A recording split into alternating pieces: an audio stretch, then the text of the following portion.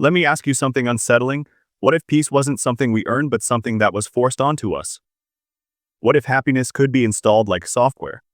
And what if the cost of that peace was your entire identity? That's the heart of this story. A world where conflict is gone, hunger is gone, loneliness is gone, but only because the self is gone. We start with Carol, the woman everyone thinks is broken, emotional, too heavy. But the truth, she's the only one left who still knows what it means to feel. And that's why the hive can't absorb her. That's the twist nobody expected her. Grief, her pain, the thing she spent her whole life apologizing for, is her superpower. But let's rewind. The hive doesn't kill with violence, it kills with comfort. It kills with kindness. It wraps its hands around your grief and whispers, "Shove, you don't have to feel that anymore. Let me do the hurting for you." Sounds loving, right? But imagine this. If someone can turn your sadness off like a switchy, then they can turn your love off too. That's not healing. That's theft. And Carol is the only one who notices. The hive has already absorbed millions. People smiling in kitchens that aren't theirs, families that look perfect. But the eyes are just a little too quiet. Laughter that sounds real, but doesn't come from anywhere. A world of no fights, no wars, no pain, but also no you. And the scary part, most survivors are fine with it. They see the calm, the warmth, the silency, and they say, "Isn't this better?" This is where Carol becomes dangerous. Because she says the one forbidden word, me. Not cause, just me, grief, my memories, my pain, my life. And the hive, it can't process that. Because a collective only works if every voice sings the same note. But Carol, she sings off key, and she does it loud. Now here's the part people always misunderstand. Carol isn't resistant because she's stronger, or smarter, or more disciplined. She's resistant because she refuses to forget. Everyone else lets the hive rewrite their sadness into peace. But Carol keeps her grief raw, sharp, unsoftened, because that grief is the proof that Helen existed, that their love was real, that losing her mattered. Take away the grief, you erase the love too. Carol refuses that. Her pain isn't a wound, it's a testimony, and the hive can't digest that. But the hive doesn't give up. This is where it gets creepy. It starts building comfort for her, not real comfort, but reconstructed comfort. It reads her memories, not her thoughts, her memories. That's why it can recreate her layout, her habits, her rhythms, her patterns.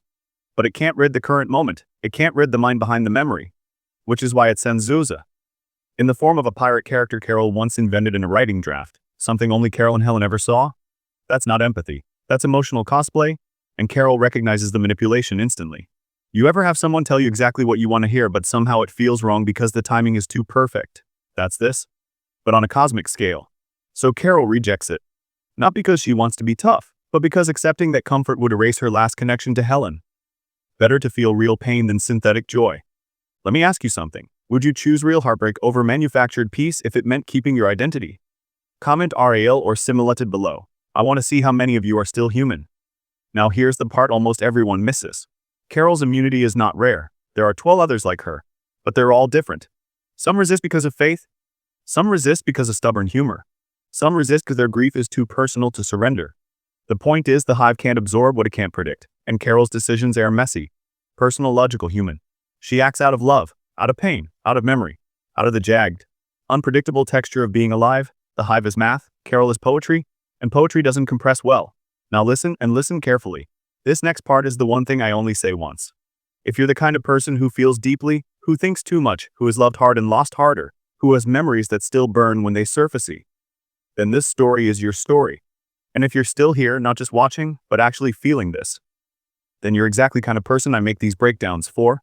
So subscribe once. Not for the channel. For the conversation we're building here. We continue. Hive tells you it's helping. That it's protecting you. That the world is finally safe now. No hunger, no loneliness. No conflict. Everything solved. But tell me something. When someone takes away your pain without your permission, is that care? Or is that theft? Because pain is not just suffering. Pain is proof. Proof that someone mattered. Proof that something was real.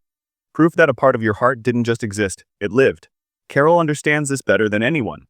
She knows the hive doesn't just want harmony, it wants uniformity. Perfect still water, no ripples, no storms, no questions. But a world without storms is a world without ships worth sailing. And this is where the real terror lands. The hive does not conquer with fear. It conquers with comfort. Warm meals. Steady hands, familiar faces smiling the way they always did, just slightly too perfect. Like someone pressed replay on a memory you didn't agree to share. And that is the moment Carol refuses.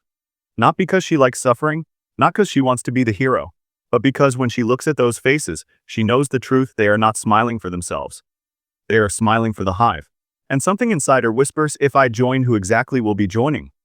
Me, or just the shape of me hollowed out and repainted? Let me ask you, the viewer, something.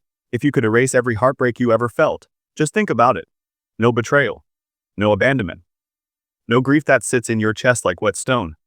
No night staring at the ceiling wondering why they left. No wishing you said something earlier. No regret. Sounds wonderful, right? But then something else disappears too.